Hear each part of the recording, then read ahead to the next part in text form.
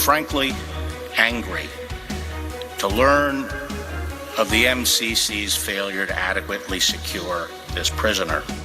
Larry Levine spent 10 years in a federal prison, and 2 of them at Metropolitan Detention Center in Los Angeles. Very similar facility to where Epstein was here in New York. He was in on racketeering and securities fraud and narcotics convictions.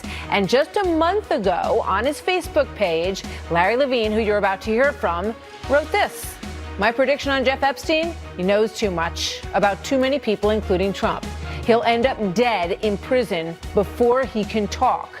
He went on to say in the thread, that's how you get rid of people. Then they will call it a suicide. If you can't see this coming, then you have no insight on how things really work. Here now, Larry Levine, founder of Wall Street Prison Consultants. Larry, good to have you here tonight.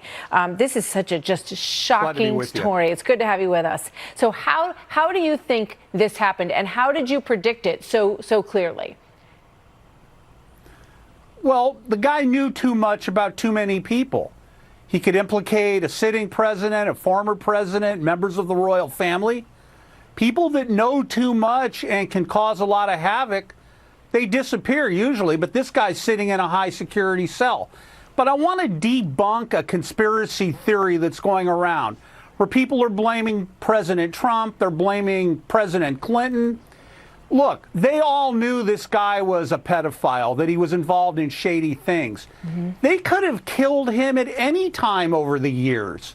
They wouldn't wait until he's sitting in a prison somewhere and have him whacked and bring attention to themselves. What I believe happened is they knew he was unstable. When I say they, I mean the Bureau of Prisons. He had already been suicidal. So they put him under a psychiatric evaluation. They did it for X amount of time, I don't know, a week or 2. Then you mean to tell me all of a sudden a shrink one day declared that he was psychologically sane? You know, that just doesn't fly. Yeah. So then they move him back to his cell. I believe, and I don't know, nobody really knows, that someone got a big paycheck out of this somewhere. If they didn't, they're a special kind of stupid. But somebody planted something in his cell, and he had the motive and he had the means to kill himself. And there's a big problem with the news media, actually what maybe you said or someone else said, that just before he was found dead, they moved his cellie out. That's what you call a cellmate. If they moved his cellie out just before, then he was alive, which means it wasn't several hours that he was last seen alive. So you see how the time frame doesn't match? Yeah. I mean, as you point out, there have been a lot of conspiracy theories. And the 2 presidents that you just mentioned, actually, when you go through these documents, do not come up as having been involved in this activity. But the investigation, as you say, is ongoing. And we're going to talk about that more in just a minute. You know, some of the things that I read before it came out that he, they say he strung himself up on his sheets and his bed. But everything I read about how these rooms are set up is that that's almost impossible. What do you say to that? Okay, when you're in the hole, that's what they call the shoe. I'm going to send you to the hole. That's what the warden says. Yeah. Especially somebody who's high profile like him, who's suicidal. They're going to give you a paper mache jumpsuit to wear, paper mache pillowcases, sheets, whatever. Those special housing unit cells are set up so this cannot happen. There's nothing that you can attach to hang yourself.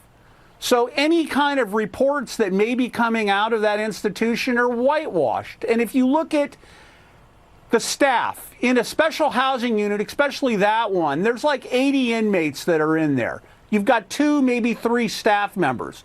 They're supposed to be walking around it. Picture a long hallway. On the right and left side, you've got the cell doors. We're not talking about bars. It's actually a metal door that has a hatch in it. And the little hatch, you put your arms out and they handcuff you when you leave or enter the cell. So you mean to tell me that these staff members for 4 or 5 hours sat around doing nothing? I don't buy it. Well, I don't buy it one bit. Yeah, they say they were overworked and were on one of them was on an 80-hour shift. There's all kinds of excuses that have been coming out. So what were they doing those 5 or 6 hours? Larry Levine, thank you very much. Hold on. Go ahead. It was shift between 5 and 6 a.m. It's shift change time at MCC, the 11, 12 different federal detention centers around the country. So one shift goes off, a new shift comes on. They actually have to count before the shift ends and the new shift comes on how many inmates are there, so the new shift coming on can take control and know the number of inmates they're getting. So this would mean what? No, I got you. So that would have been a time when they would have been taking inventory of everybody who was in that area. Larry, thank you very much. I got to go, but thank you. Great having you here tonight. So what happens now? And will the women who came forward and who got a terrible deal when he was let off easy in Miami now have to deal with his apparent suicide?